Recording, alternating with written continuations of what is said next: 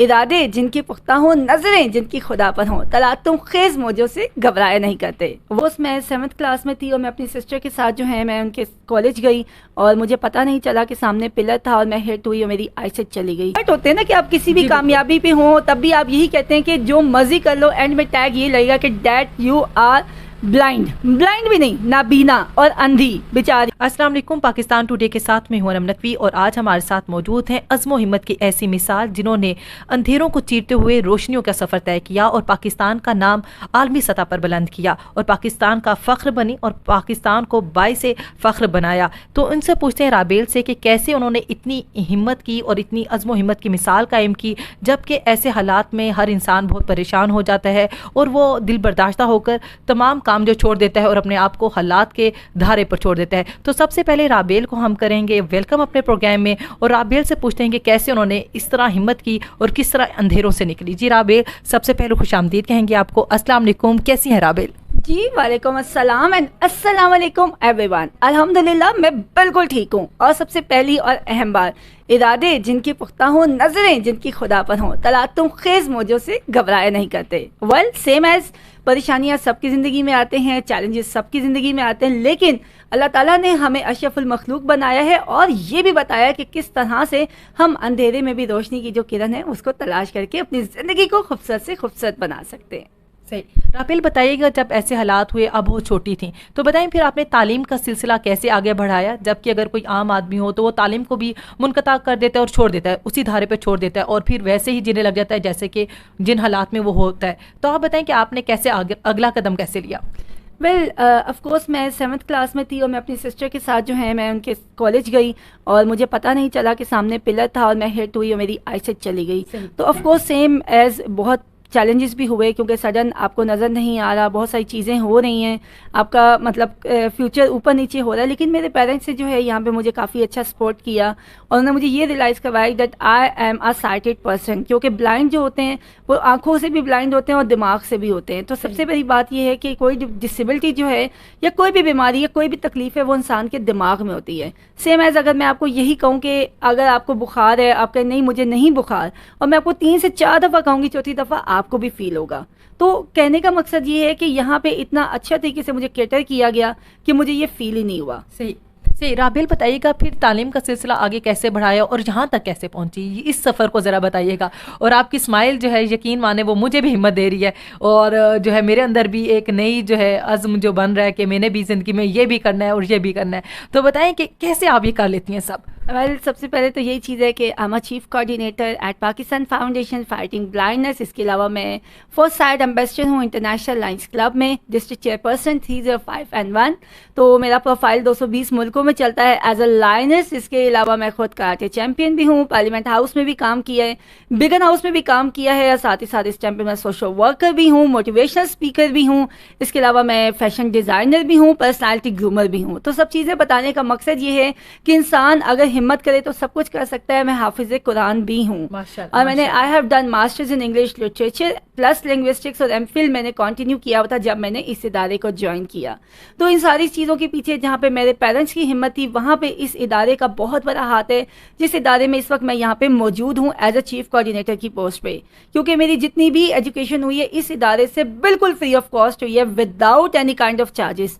और ये इदारा 1988 से हर ब्लाइंड बच्चे की ज़िंदगी में खुशियाँ बिखेरने का काम कर रहा है। बहुत अच्छी बात की राबेल। बताइएगा कोई तो ऐसा लम्हा होगा कि जब दिल बहुत टूटा होगा, बहुत रोना आया होगा, क्योंकि ये ज़िंदगी है, लोग तोड़ते भी हैं, आपको हालात भी तोड़ते हैं। तो ऐसा कोई वाकया जो आप शेयर करें और जिससे हमें आपके नाजरीन को जो सुन रहे हैं, आपको जो आपके चाहने वाले हैं उनको हिम्मत मिले। ऐसा कोई वाकया छोटा सा सुनाएं जिससे वाकई आप टूट गई हो लेकिन फिर आपने एकदम से अपने आप को खुद खड़ा किया अपने पाँव पे।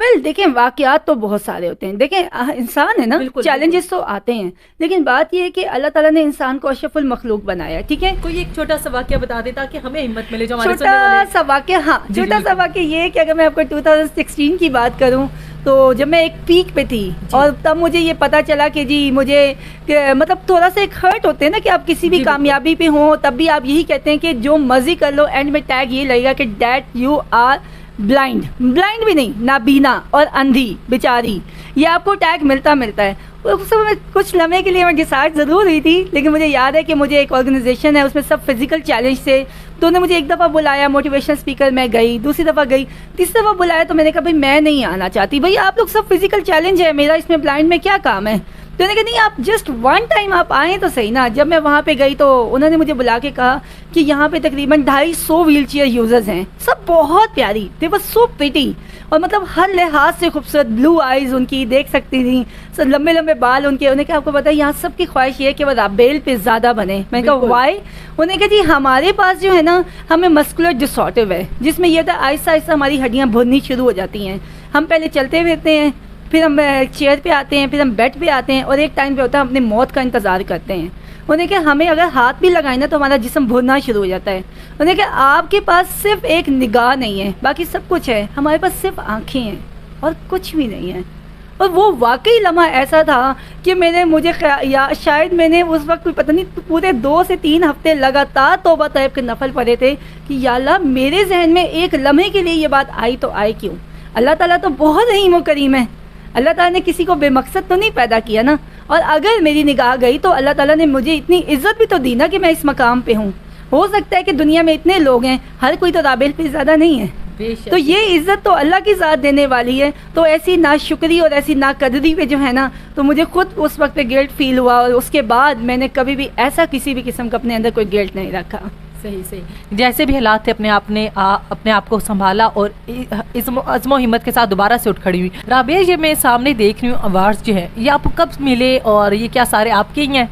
बिल्कुल, ऑफ कोर्स, इन पे मेरा नाम लिखा हुआ है, मेरी तस्वीरें नजर आ रही हैं। तो ये सारे star of Pakistan, pride of Pakistan के मिले हुए हैं डिफरेंट। कहीं पे अली मोहम्मद ने मुझे दिया था लाइक अवार्ड डिसेबिलिटी पे बहुत ज़्यादा काम करने पे। इसके अलावा लायंस क्लब की जानिब से बेस्ट पर्सनैलिटी ग्रूमर का मिला हुआ है।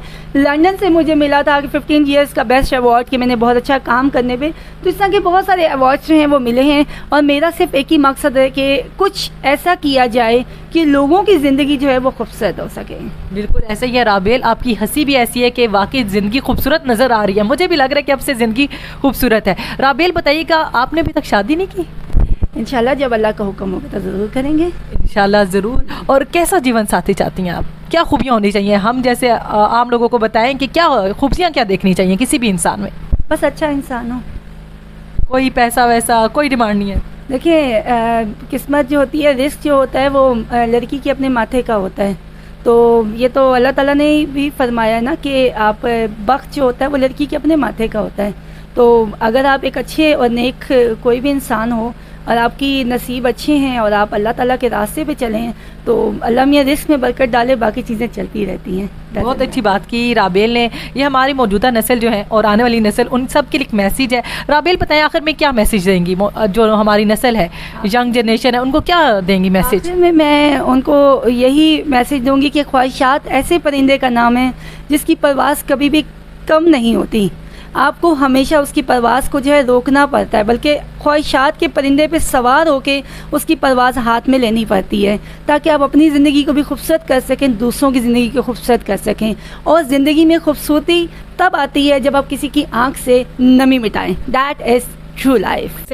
तो बताइएगा राबेल, बहुत से कुछ लोग हैं जो नहीं जानते ऐसे प्लेटफॉर्म को, तो आपको ये प्लेटफॉर्म कैसे मिला? और बताइएगा कि कैसे कोई भी इस टीम को ज्वाइन कर सकता है, आपके इदारे को ज्वाइन कर सकता है, किस नंबर पर उनको जो है हम आपको जो है कोऑर्डिनेट कर सकते हैं? तो इस हवाले से ही बताइएगा। वेल, मुझे बिल्कुल ऐसे ही ये इदारा मिला जैसे कि आप आए हुए हैं, क्योंकि जो मीडिया है, मीडिया का बहुत बड़ा किरदार होता है किसी भी जगह पे अवेयरनेस रेज करने का।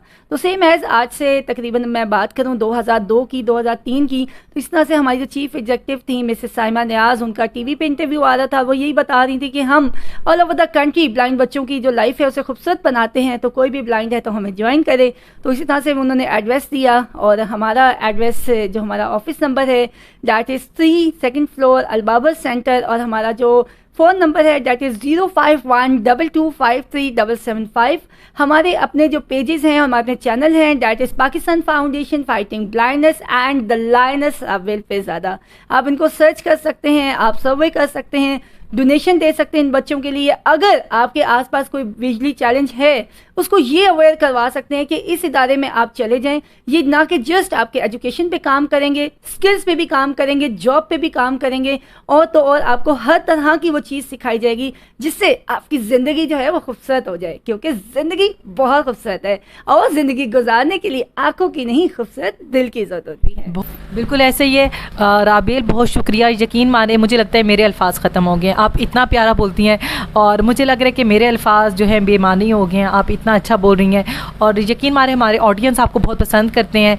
और मुझे उम्मीद है कि राबेल ने जो बात कही, राबेल की ज़िंदगी से हम लोग सबक हासिल करेंगे और इतनी हिम्मत के साथ हम भी अपना नाम रोशन करेंगे और अपने मुल्क का नाम रोशन करेंगे और अच्छे रास्ते को इख्तियार करेंगे। जैसे कि राबेल ने कहा कि इंसान की नीयत बहुत काउंट होती है।